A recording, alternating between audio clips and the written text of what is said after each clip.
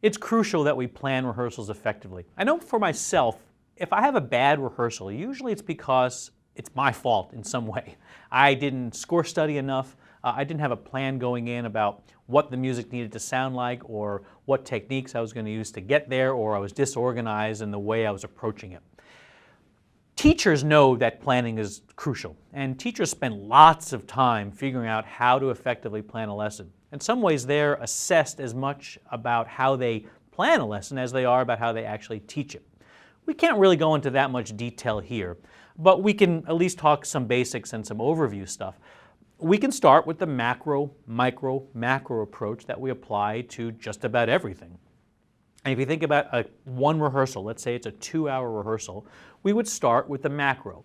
For many of us, this means some sort of warm-up or a group activity, a chorale, maybe an expressive piece or something that works on fundamentals, where everyone is involved and we can talk about big picture issues. Doesn't mean we can't talk specific issues, and it doesn't mean that we can't sometimes stop and work on just the second clarinets or just the tenor voices. We can, but generally speaking, we're getting everyone focused, getting everyone warmed up, and we're working macro big picture issues. As we go towards the 20% mark in time-wise in the rehearsal or so, we get into the micro section. This is when we're doing the real meat of our rehearsal process. And it's when the group's energy level and focus level is generally at its highest, so we want to take advantage of that by working on the piece that is our most challenging, or maybe several pieces that are most challenging. It's when we can really do the detailed, labor-intensive work that we have to do to get to the micro level. We might be at different spots in different pieces, so some pieces we might be going deeper, some pieces we might be doing more overview work. And it doesn't mean we can't run sections at the macro level, but generally speaking, we're really intense in our work flow. And then as we get towards the towards 70% through, when energy tends to get lower in the group and focus tends to go, is when we want to zoom back out to the macro level and think big picture issues. We might stay with the piece we've been working on and then just do larger chunks or run through. We might switch to another piece and say, all right, let's run this piece, or let's work some big picture issues here.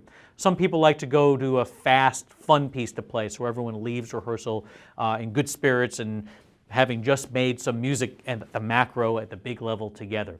It doesn't mean you can't end rehearsal working on some very specific issue with the violins only and then say, okay, that's a good resting spot for everyone else. We'll see you next time.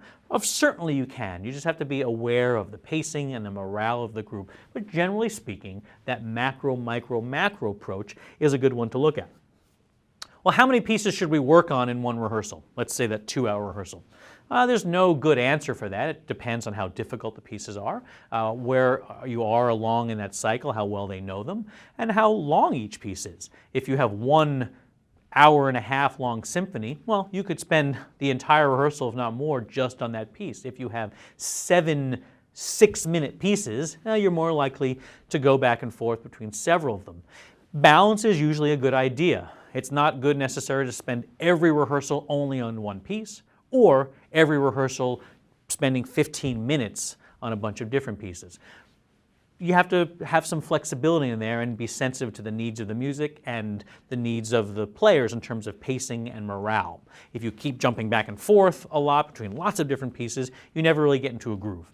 If you spend 2 hours on one piece, well, then that could be 2 weeks before you get to a piece on the repertoire, or people might burn out on working on that piece for so long.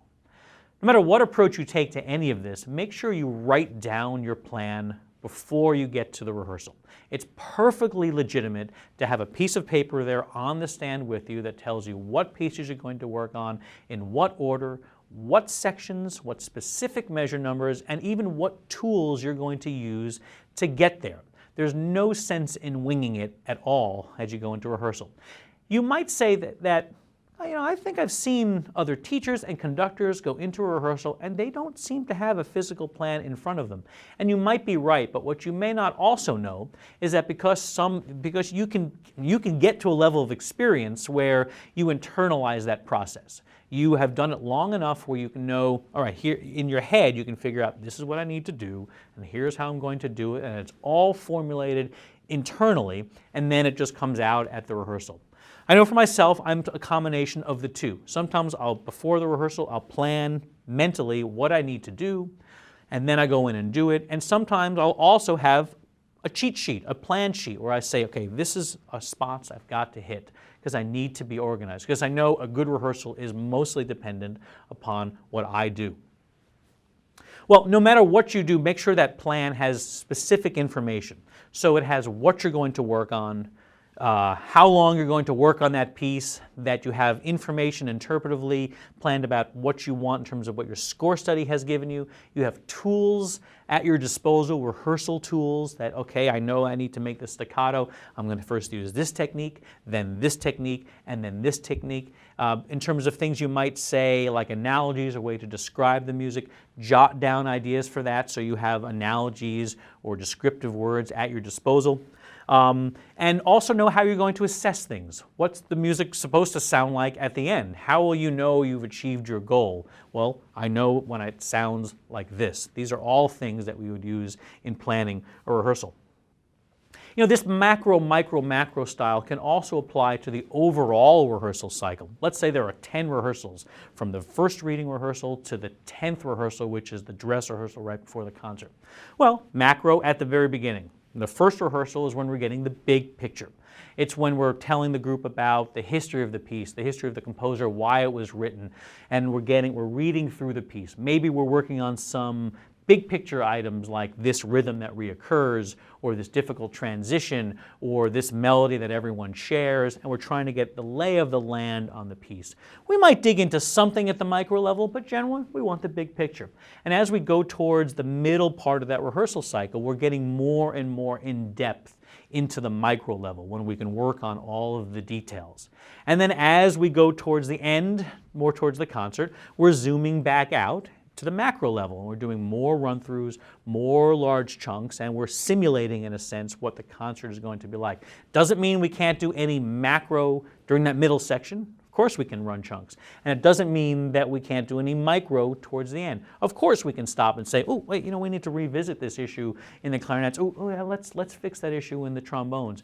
Absolutely we can. But as we get towards the end, we want to be large chunks of music. So right before the concert, we've basically done the concert, and then we do it in front of the public. Planning is a crucial issue, because if you can plan both an individual rehearsal and the overall arc, it's going to make your rehearsals and your performance much more effective.